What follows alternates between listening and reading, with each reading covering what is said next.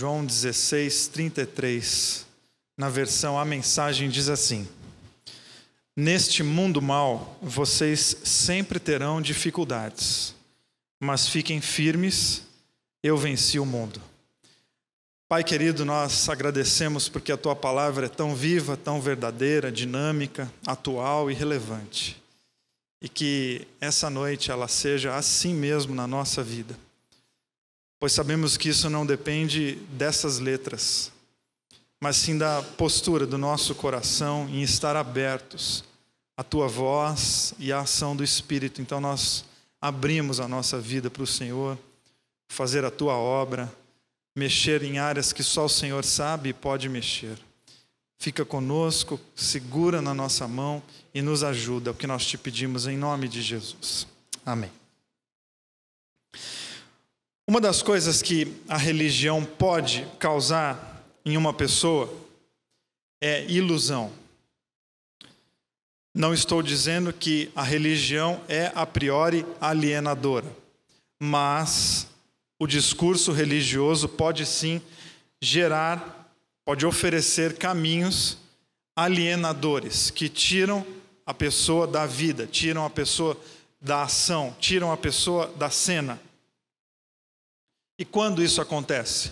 Sempre que a proposta religiosa sugere que as pessoas vivam a despeito dos problemas.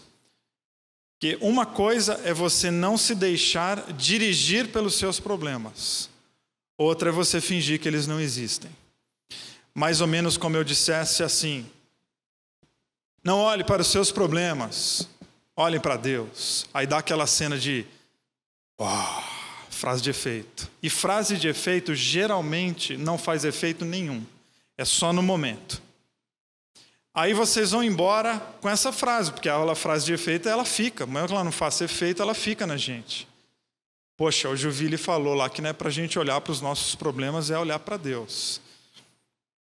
Porém, eu tenho a leve impressão de que se você não olhar para os seus problemas e olhar para Deus, Deus vai falar para você: meu filho, olhe para os seus problemas. Porque é a tua vida que está em jogo e você deveria ser bem atento e bem cuidadoso com ela. É a famosa frase do Karl Marx que virou até para-choque de caminhão, né? A religião é o ópio do povo. A religião é o anestésico do povo. E a crítica dele faz muito sentido, eu pelo menos acho que ela faz sentido, na minha modesta opinião. Por quê? Porque ele leu uma proposta religiosa que era exatamente isso: tirar das pessoas toda e qualquer ação agora, para quê? Um dia você morre e aí resolve. Nós temos o céu nos esperando, esse celeste porvir que há de chegar e um dia nós estaremos com o Senhor. Ok, eu não estou tirando isso, porém isso se torna doentio quando diz para as pessoas: esqueça a tua vida, porque nós não somos daqui. E eu não quero falar muito sobre isso, porque preguei sobre isso aqui mês passado. Tira a ação das pessoas, é meio que um cruzar de braços, dizendo: olha, a tua vida é ruim, esse mundo não presta, nós somos um bando de seres humanos caídos, mas uma hora ou a gente morre, ou o mundo acaba e vem o fim dos tempos e a nossa vida está resolvida. Isso aí tem cara de fé e cara de esperança, mas nada mais é do que abraçar uma ilusão e desprezar a existência. O que está dizendo para você? Cuida da vida? Não. Cuida nada. Deixa quieto que uma hora você morre. Olha só. O que é isso? Que hora você morre? Porque pode ser que essa postura de deixa para depois seja inclusive a própria morte. Quando a gente deixa de ter engajamento com a nossa própria vida. Quando a gente deixa a vida absolutamente sem sentido ou coloca na morte todo o sentido da nossa vida. E a gente não vive mais. A gente só está aqui respirando, fazendo coisas como robôs, esperando o dia da nossa morte. E eu acho muito difícil encaixar essa lógica de não lidar com a vida aqui, porque um dia nós teremos a vida verdadeira e vida eterna. Eu acho muito difícil de encaixar isso na proposta cristã oferecida por ninguém menos do que Jesus, que em nenhum momento disse para as pessoas cruzarem os braços, se iludirem, se alienarem, usarem ópio, cocaína ou qualquer outro tipo de anestésico que as tirasse da vida. Qualquer coisa. Ao contrário, a caminhada de Jesus foi uma caminhada de oferecer propostas. E é incrível como que nesse pequeno versículo, nessa frase, nessa sentença, Jesus faz uma proposta de vida. Ele nos coloca num sentido. Ele pega uma frasezinha, não é um discurso, porque ele é grande, Jesus é grande, aí ele não precisa falar muito. Com uma frase ele resolve as coisas. E ele, em uma frase, joga no nosso coração, coloca no nosso colo responsabilidade com a vida, percepção da existência e tira de nós toda e qualquer proposta que tenha nas entrelinhas, ou escondido, ou literal, o desejo de nos anestesiar para a vida. Então eu quero pontuar com vocês duas coisas, muito simples, que eu vejo nesse versículo, ou pelo menos hoje eu vi isso nesse versículo. Quando Jesus diz, no mundo vocês terão aflições, mas tenham bom ânimo, porque eu venci o mundo, ele está dizendo para você, está fazendo um convite para você, de fato, olhar para a sua vida.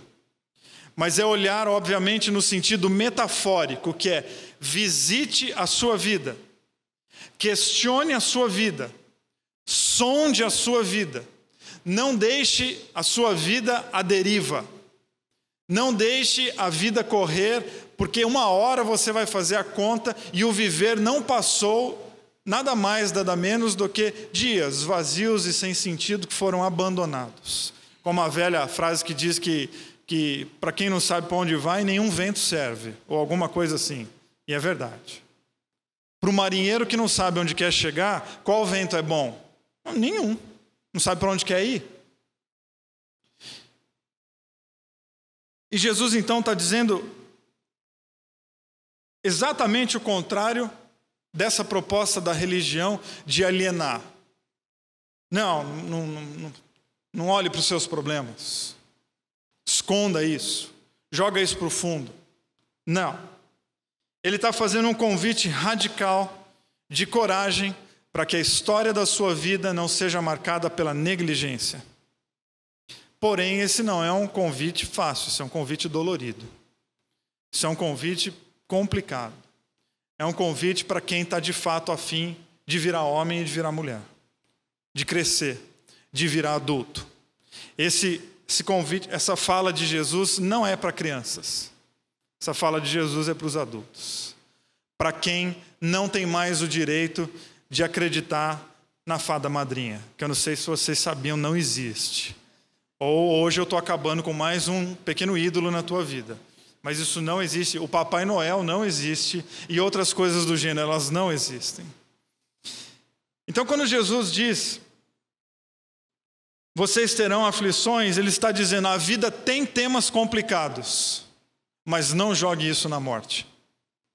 A vida tem sim fases muito difíceis, porém não faça da morte a senhora da tua existência, porque se você fizer da morte o senhor da tua existência, o símbolo da tua vida vai ser a morte, por mais estranho e paradoxal que isso seja. Vocês terão aflições, Jesus está derrubando a ilusão. Está dizendo que tem um monte de remédio na praça religiosa e é placebo, não adianta nada. E está nos chamando para viver a nossa humanidade com todos os elementos que a vida oferece. Mesmo aqueles que nós não queremos. Porque acontecem coisas na nossa vida que é óbvio que nós não queremos. E na mesma proporção que nós não queremos, a gente não tem capacidade de fazer nada com eles no primeiro momento. Porque você vive com outra pessoa, pode ser que essa pessoa faça um negócio com você que você diz, eu não queria isso. Tá, mas já está feito. Então a questão não é agora tomar um remedinho, um placebinho, então agora eu vou injetar isso aqui na veia existencial para fingir que isso não aconteceu. Será que vale a pena? E a religião faz isso? Faz, só que faz de um jeito bonito. Não olhe para os seus problemas. Olhe para Deus. Não, se você olhar para Deus, eu repito, Ele vai dizer, minha filha, você vai ter que cuidar disso, porque não tem remédio. Aí é trabalho. Aí é se mexer. Aí é colocar a mão na massa. Então me parece que Jesus está dizendo mais ou menos assim. Se vocês estão achando que por me aceitar como Senhor, seus problemas estão resolvidos, é porque vocês não entenderam a mensagem. Seria uma outra maneira de Jesus falar esse mesmo versículo. Chama o pessoal e fala, gente, vocês estão reclamando que não deu certo aqui, que deu errado ali, que aqui não aconteceu do jeito que era para acontecer. E eu quando estou pregando, eu não gosto muito de dar exemplo, porque vira e mexe eu dou um exemplo exatamente de gente que está aqui. Aí a pessoa chega e fala, aí tá vendo, o cara fica expondo. Não, eu nem sabia, é uma super coincidência. Então eu não vou dar exemplo, eu só fico assim, aconteceu isso, aconteceu aquilo, semana passada aconteceu aquilo outro. E o pessoal está reclamando e falando, pô, a gente aceita Jesus como o Senhor da nossa vida, Senhor da nossa história, e olha o estado que nós estamos. E aí como se Jesus chegasse e falasse assim, pessoal, presta atenção, não é porque vocês me aceitaram como Senhor e Salvador que a vida de vocês vai virar uma beleza. Porque se vocês pensaram isso, vocês me aceitaram pelas razões erradas. Vocês não entenderam o foco da mensagem. Porque viver a vida no reino não é não sofrer. Viver a vida no reino é ter elementos para passar pelo sofrimento. Não é mudar situações, é mudar posturas. Porque existem situações que podem ser alteradas? Claro. E existem situações que podem ser alteradas? Claro que não. E o que muda nessas situações? Você. É você que muda. O pai da logoterapia, o psicólogo chamado Viktor Frankl, um homem que ficou preso nos campos de concentração nazistas, ele tem uma frase que eu gosto demais, que ele diz assim, se a situação é boa, desfrute-a. Se a situação é ruim, transforme-a. Se não há como transformar a situação, transforme-se. São 3 possibilidades que a gente tem na vida. É bom, tá gostoso o momento da tua vida? Então aproveita. Tá ruim? Então tenta mudar. Não dá para mudar. Então se mude. Descubra novos recursos interiores para você lidar com aquilo que não vai ser alterado. Porque existem coisas que não serão alteradas. E por que eu acho o pensamento dele importante? Porque essa primeira frase, se a situação é boa, desfrute, a gente precisa aprender a desfrutar as nossas situações. Porque cristão, de um modo geral, não consegue aproveitar a vida nunca. Porque quando está bom, pensa assim, está tudo tão bom, que dá até medo do que vem aí. Ou seja, está bom, mas você não está desfrutando. Por quê? Porque você já está preocupado com o que vem. Ou seja, quando era para você estar desfrutando, você já está com medo de um negócio que você nem sabe se vai acontecer. E quando está ruim? Não, quando está ruim mesmo. Ou seja, quando é que está bom? Nunca. Porque quando está bom, você está esperando que está ruim. E quando está ruim, está ruim. E ainda com essa ideia de que é Deus que vai mandar um probleminha para você ficar esperto. Né? Quando a vida está boa, parece que aí acontece alguma coisa, a pessoa diz, aí, tá vendo? Deus não pode me ver feliz que ele fura um pneu do meu carro. Não, meu irmão, o pneu furou porque está careca. E porque você mora em São Paulo, tem buraco, tem prego, tem N fatores que furam pneu de carro. Deus não fura pneu de carro, até porque eu fico imaginando. Vamos imaginar? O Criador do céu e da terra, todo-poderoso, furando pneu de carro e rindo. Não pode. Isso não é Deus, isso é um moleque. Quem fura pneu de carro de propósito é moleque. Então a nossa vida, ela é feita com o quê? Com tudo, com tudo. Tem gente aqui hoje que está aqui hoje rindo de verdade. E tem gente que está rindo aqui de nervoso. Por quê? Porque está duro, a vida está complicada. São paulinos hoje aqui estão depressivos.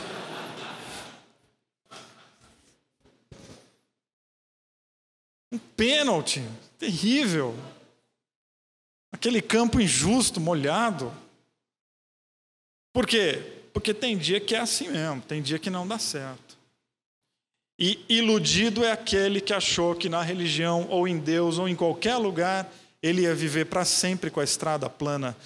Meu irmão, não queira estrada para sempre plana, porque quem anda em estrada para sempre plana não cresce, não evolui como gente. E no primeiro buraco, morre. Coisa boa é quando a gente logo cedo na vida descobre o seguinte: tem dia que a estrada vai estar boa, a gente põe o carro para andar. E tem dia que não está, a gente para e tenta arrumar a estrada, a gente dá ré, a gente quebra a pedra, a gente sobe a pedra e a gente se vira. Porque isso é o viver. Então, no mundo, nós teremos aflições, e isso não é exclusividade de quem pisa na bola, porque esse é outro problema religioso. A vida deu aquela complicada e seja assim, mas também olha o que eu fiz. E às vezes o que você fez não tem absolutamente nada a ver, mas a culpa religiosa já vai criando um drama dentro de você. Aí, é que você é casado, aí passou uma mulher na rua, você olhou e falou: lá em casa, hein? Aí bate o carro, aí você, tá vendo? Que eu fui olhar para aquela mulher? Não, você não tinha que ter olhado nem pensado isso. Agora, isso não tem nada a ver com você bater o carro, a não ser que você ficou pensando tanto que você não viu o carro da frente. Aí tem a ver. Mas a questão é a gente tirar esse lance de, a minha vida está complicada, então, ai meu Deus do céu, o que foi que eu fiz? Ai, e agora? E a vida, e a gente vira neurótico religioso, porque a gente não pode errar mais. Não, os nossos erros têm desdobramentos? Tem, e alguns não têm desdobramento nenhum. E às vezes você se dá mal na vida, por quê? Por causa que você vive com alguém. Porque você vive no Brasil. Porque, e eu dou esse exemplo aqui assim, várias vezes tem gente que não gosta, né? Você pode ser assaltado saindo do culto hoje. E isso não tem nada a ver que durante a mensagem você ficou bravo com algo que eu falei, Deus está pesando a mão, não. É porque você vive num país de instabilidade econômica que gera desigualdade e gera todos os problemas que a gente vive e gera violência e gera assalto. E o que isso tem a ver com o que você pensou no culto hoje? Nada. Tem a ver com o país que você vive. Então no mundo a gente vai ter aflição, e isso não é exclusividade dos grandes pecadores. Não, isso é de quem está vivo. Você está vivo, então você vai ter aflição, porque isso é nosso, é de quem respira. Agora, o que é aflição?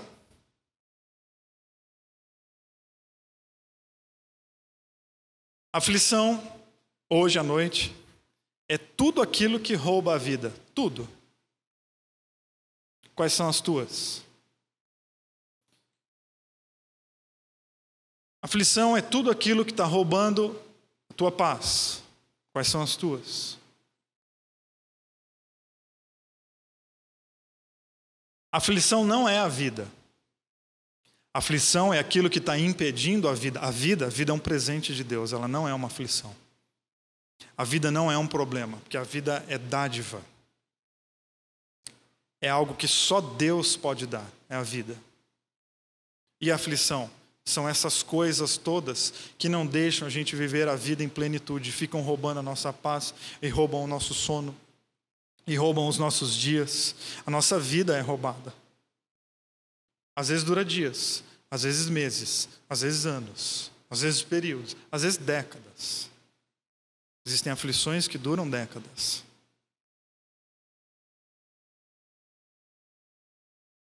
Então Jesus está dizendo, olha, a vida... Hoje eu quero que você guarde, a vida é um presente de Deus. Porém, ela tem aflições. E se você está vivendo aflições, não se sinta a pior pessoa do mundo, porque isso de todos os viventes. Porque no mundo, vós tereis aflições, disse Jesus. E quando ele diz isso, ele também está dizendo que eu e você não devemos, eu quero repetir isso, nos drogar com qualquer coisa que nos desconecte da realidade. E aí eu repito e estou fazendo gol contra. A religião pode ser uma dessas coisas. A religião pode sim ser uma droga perniciosa, maldita, que tira você da realidade. E isso não vale a pena por quê? Porque toda droga, uma hora o efeito passa. E na hora que o efeito passa, você olha e o que é que você tem? Você. Você e a sua própria vida. E você ficou um tempo sem olhar para esse problema, que era desse tamanho. Problema parece filminho, né? Que você joga bola de neve, ela começa pequenininha e lá no final ela destrói tua casa. Problema que não é cuidado é exatamente como uma bolinha de neve. Então você se drogou, você se ausentou da realidade. E o problema? O problema não. O problema estava lá, só aumentando. Aí passou o efeito da droga. Aí uma hora você olha e fala, meu, o que é isso? Aí tem que drogar de novo, aí tem que drogar de novo. Aí dá overdose, aí morre. Qualquer que seja a droga. Literal ou metafórica. Então o caminho cristão é a gente viver olhando para a vida, olhando com o pé no chão, buscando oportunidades para que o nosso viver seja também um viver rico de oportunidades bonitas, de dificuldades, onde nós conseguimos nos organizar de maneira tal que as nossas boas situações são desfrutadas. Nas péssimas situações, nós crescemos. E naquelas que não tem o que fazer, nós nos reinventamos. Então olhe para a sua vida e não aceite nenhum placebo, porque não vale a pena. Aí você pode me contradizer falando assim, não, mas é porque a realidade é muito dura. Então, mas se é realidade, não é placebo que vai resolver. Se é real, não é se desconectar disso que vai resolver o problema, é o contrário, é o meu envolvimento que pode mudar isso. Então, dias difíceis são inevitáveis, então vamos viver de maneira tal que sejam também dias de crescimento. Foi até tema de uma quinta-feira aqui já. Dias difíceis podem ser dias de crescimento. E eu lembro que quando eu passei esse tema para o rapaz do design, eu falei assim, não esquece do podem. Dias difíceis podem ser, eles não são, mas eles podem ser. E o que determina? A sua postura. É a minha e a sua postura que vão dizer isso. E eu fiz questão dele não esquecer do podem, por quê? Porque eu cresci escutando que problema é bênção disfarçada. Não, estou fora. Problema é bênção disfarçada? Então, quanto mais problema, mais bênção. Então, se eu abrir mão de bênção, não tem problema. Não. Problema é problema. Problema é duro, é ruim. E bênção é bom, gostoso. Mas dias difíceis podem ser. Depende da maneira como eu vou me relacionar com eles. Se eu me desconectar, eles não serão dias de crescimento. Eles serão períodos de grande tortura. Mas se eu me envolver, se eu me doar, se eu me dedicar, sim, no final desse processo pode sair uma pessoa mais preparada, mais leve e mais bonita, que serve inclusive de exemplo para outras pessoas. Segundo, e para encerrar, porque eu só dei notícia ruim até agora, né? Vocês vieram até aqui, eu só falei coisa ruim. A gente não pode desistir da vida por uma razão muito linda.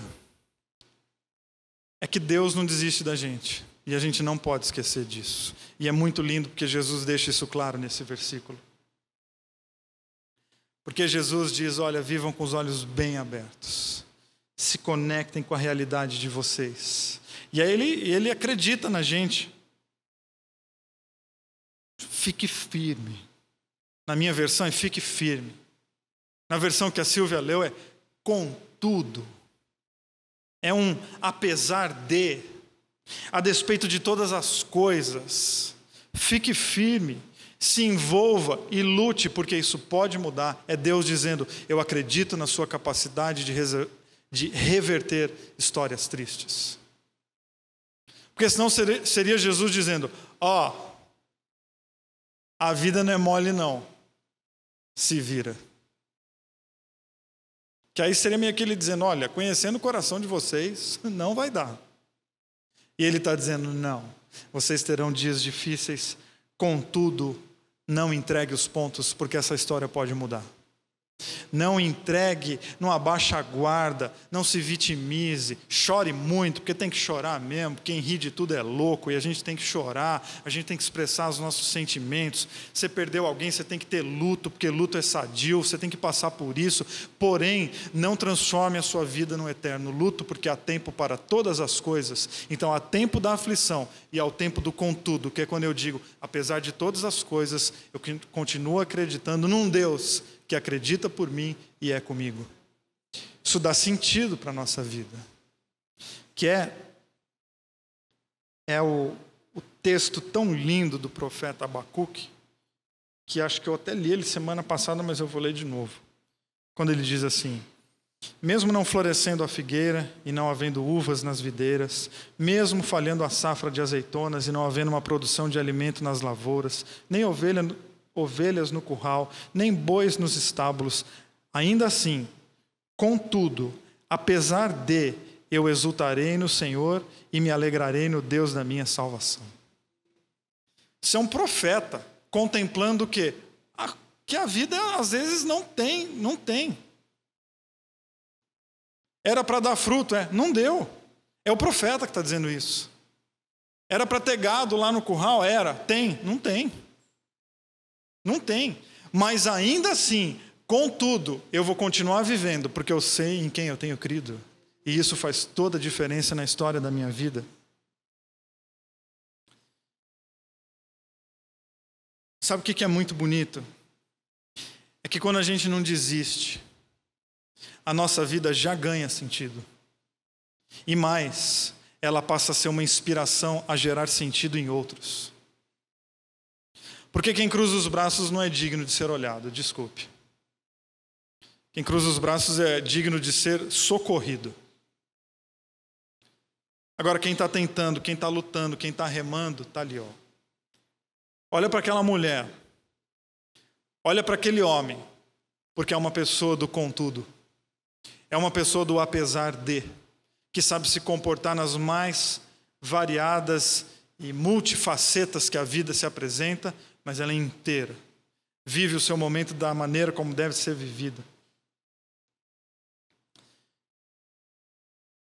E aí Jesus termina dizendo, fiquem firmes porque eu venci. Aí quando a gente vê Jesus dizendo assim, eu venci, dá vontade de dizer assim, também, né? É Deus. Não é que nem ia vencer. Não sou Deus, sou Jesus. Olha só a minha vida. E isso que é lindo. Jesus está se apresentando como um modelo para a gente. E se ele está se apresentando como um modelo, é porque ele acredita na nossa capacidade de repetir os passos dele. E isso é tão bonito. Porque seria como a gente dizer assim, nós acreditamos em Deus, sim, mas Deus acredita em nós. É fato que nós sabemos quem é Deus. Mas Deus também sabe quem é você. E ele se apresenta como modelo dizendo, olha, eu fiz, e eu fiz de maneira tal que todos vocês podem fazer. Porque os meus passos podem ser copiados, porque ele não é o passo da divindade, ele é o passo do homem, do Deus que se fez homem.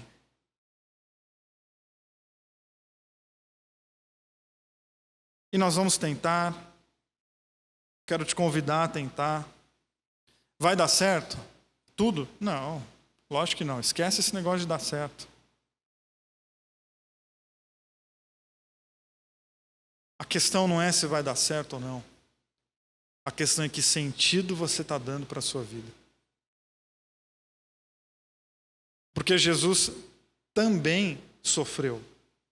Ele é homem de dores que sabe o que é sofrer. Não foi vitória o tempo todo, não. A vida de Jesus foi de aflições. Quando ele se coloca como modelo de que venceu, é porque ele também é um modelo de quem se afligiu. Então Jesus, ele sempre entra na nossa vida e a gente diz que ele é o Senhor da nossa história, o Salvador do nosso coração, mas fica um pouco distante. Então Jesus é a nossa utopia. Nós seremos como ele é? Não. Na totalidade do ser? Não. Mas só de tentar chegar perto. a tua vida já ganha o maior dos sentidos. Isso é uma utopia. O que é utopia? É algo tão maravilhoso, é algo tão grande, é algo tão magnífico. Mas nós vamos conseguir chegar lá? Não. Mas só de tentar, a gente já está colocando a nossa vida em outro nível. Porque nós não estamos nos nivelando com os medíocres. Nós não estamos nos contentando a olhar para aqueles que só desistem e falando, não, em relação a esses medíocres eu até que estou bem. Não, a gente olha para Jesus, o autor e consumador da nossa fé, e lutamos para que haja em nós o mesmo sentimento e a mesma atitude que houve em Cristo Jesus. Amém?